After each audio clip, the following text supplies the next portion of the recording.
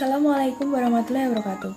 Halo teman-teman semuanya, perkenalkan nama saya Amril Marifa dengan nomor induk mahasiswa 440141973 dari Rombol Pendidikan Biologi Angkatan 2019 Universitas Negeri Semarang. Saat ini untuk melengkapi tugas akhir responsi mata kuliah fisiologi hewan, saya akan melakukan praktikum unjuk kerja secara online yaitu mengenai bab respirasi. Pada praktikum ini bertujuan untuk membuktikan bahwa ikan itu bernafas mengeluarkan karbon dioksida. Menurut Marianti 2020, salah satu ciri kehidupan adalah bernafas. Dalam pernafasan terjadi dua fase, yaitu ekspirasi dan inspirasi. Ikan mas atau Cyprinus carpio bernafas menggunakan insang dengan penutup operkulum, di mana air yang masuk melalui insang membawa oksigen, kemudian oksigen itu diikat oleh selaput tipis di insang, sedangkan karbon dioksida dikeluarkan lagi melalui insang.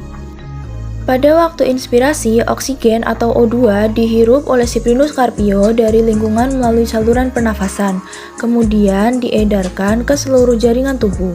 Respirasi, penggunaan oksigen, metabolisme, dan pembentukan karbon dioksida merupakan beberapa hal yang sangat berkaitan erat. Berikut yang terjadi ketika fase ekspirasi. Pada waktu ekspirasi, karbon dioksida atau CO2 yang dihasilkan dalam metabolisme dikeluarkan dari seluruh jaringan tubuh juga melalui alat pernafasan yang sama yaitu insang.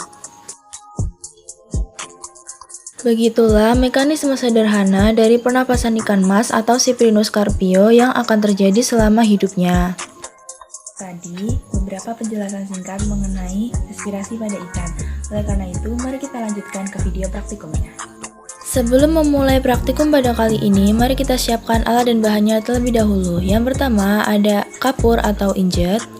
Lalu yang kedua ada wadah air sebagai stok air. Yang ketiga ada gelas ukur. Kemudian ada 3 plastik bekas sebagai wadah percobaan.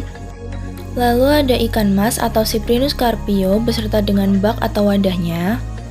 Dan juga ada sari kunyit sebagai indikator basa pengganti PP.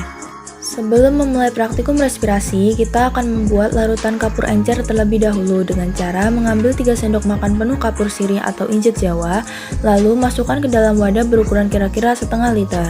Setelah itu, tambahkan air sekitar 300 cc ke dalamnya dan kemudian aduk perlahan hingga merata. Biarkan beberapa saat hingga mengendap dan pisahkan bagian yang jernihnya. Setelah dipisahkan dengan bagian yang jernihnya, air kapur yang masih pekat dijadikan air kapur stok 100%. Kemudian kita akan membuat larutan air kapur encer sekitar 10% dengan cara menyiapkan 100 cc air kapur stok dan menambahkan air ke dalam air kapur itu hingga volumenya mencapai 1 liter. Karena wadah kurang besar, saya memindahkannya ke wadah yang lebih besar, kemudian ditambahkan air sebanyak 900 cc hingga mencapai volume 1 liter. Dan ini adalah stok air kapur 10% yang akan digunakan untuk praktikum nantinya. Lalu untuk praktikum respirasi, siapkan 3 buah wadah atau gelas bekas. Pada wadah 1 diisi air, sedangkan 2 wadah lainnya diisi dengan larutan air kapur encer. Kemudian ke dalam cairan di 3 wadah tersebut, masing-masing masukkan 4 tetes sari kunyit dan catat apa yang akan terjadi. Setelah diaduk hingga merata, kira-kira beginilah hasil perubahan warna yang terjadi pada masing-masing wadah. Kemudian pada wadah ketiga akan persiapan untuk dimasukkan 3 ekor ikan. Karena wadah yang sebelumnya terlalu kecil, saya memindahkannya ke wadah yang lebih besar, kemudian memasukkan 3 ekor ikan ke dalamnya. Setelah ikan dimasukkan, amati perubahan warna yang terjadi pada wadah dan gerak-gerik ikan selama sekitar 15 menit.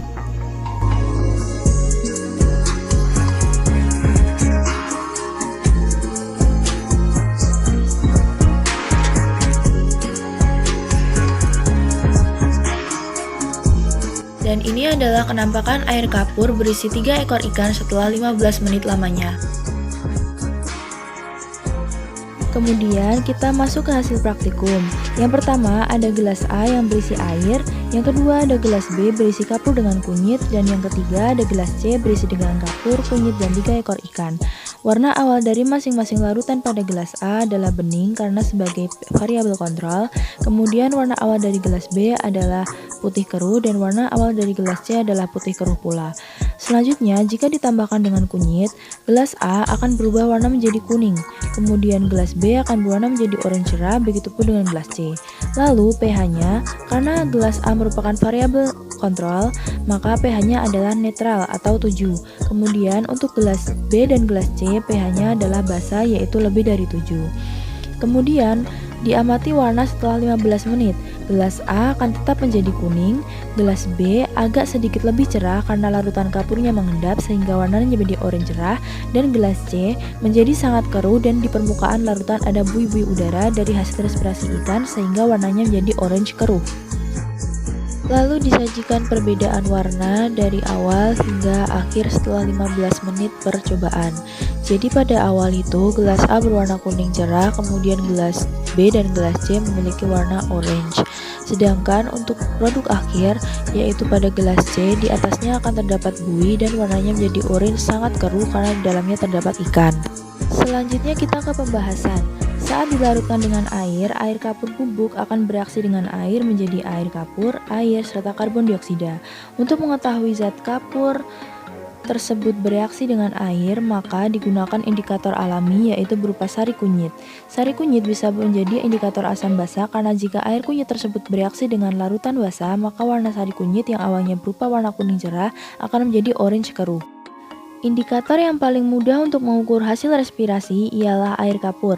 Air kapur yang bereaksi dengan karbon dioksida akan membentuk butiran kapur yang bila putih dan kapur ini masih bercampur maka belum mengendap, maka air kapur terlihat menjadi keruh. Apabila air kapur bereaksi kembali dengan karbon dioksida yang merupakan hasil respirasi ikan, maka akan terbentuk lagi kapur yang akhirnya akan mengendap. Prinsip reaksinya adalah sebagai berikut. Kapur gamping CaCO3 plus air 2H2O menjadi air kapur plus air plus karbon dioksida atau CaOH2. Kapur sirih plus H2O atau CaO menjadi CaOH2 plus sisa CaO yang berupa larutan yang belum larut. Dari percobaan yang telah dilakukan ketika ikan berespirasi di air kapur atau ketika kita meniupkan karbon dioksida, kita menggunakan sedotan ke air kapur tersebut, maka karbon dioksida yang terkandung dalam udara tersebut bereaksi dengan kalsium hidroksida di air kapur dan menghasilkan kalsium karbonat yang merupakan senyawa yang menyebabkan air kapur menjadi keruh. Reaksinya adalah sebagai berikut. CaOH2 plus karbon dioksida menjadi CaCO3 plus H2O. CaCO3 membuat larutan menjadi keruh. Lalu untuk menarik kesimpulan, karena tujuan dari praktikum ini adalah untuk membuktikan jika ikan berrespirasi mengeluarkan karbon dioksida, maka berdasarkan hasil praktikum yang telah didapatkan, telah terbukti bila respirasi menghasilkan karbon dioksida. Hal ini dibuktikan dengan menggunakan indikator air kapur yang ditetesi kunyit lalu dimasukkan ikan di dalamnya selama 15 menit akan terjadi perubahan pada larutan air kapur dan kunyit tersebut. Air kapur yang ditetesi kunyit berupa warna menjadi orange yang artinya basah. Lalu setelah diberi perlakuan berupa dimasukkannya ikan, maka air kapur tersebut berubah menjadi keruh sehingga bereaksi dengan karbon dioksida dan muncul endapan yang merupakan akibat dari kalsium karbonat hasil reaksi larutan kapur dengan karbon dioksida. Nah, itu dia tadi video unjuk kerja praktikum mengenai bab respirasi yang dapat saya lakukan. Saya menyadari masih banyak kekurangan pada video saya, oleh karena itu saya mohon maaf sebesar-besarnya. Sekian praktikum dari saya, semoga bermanfaat. Wassalamualaikum warahmatullahi wabarakatuh.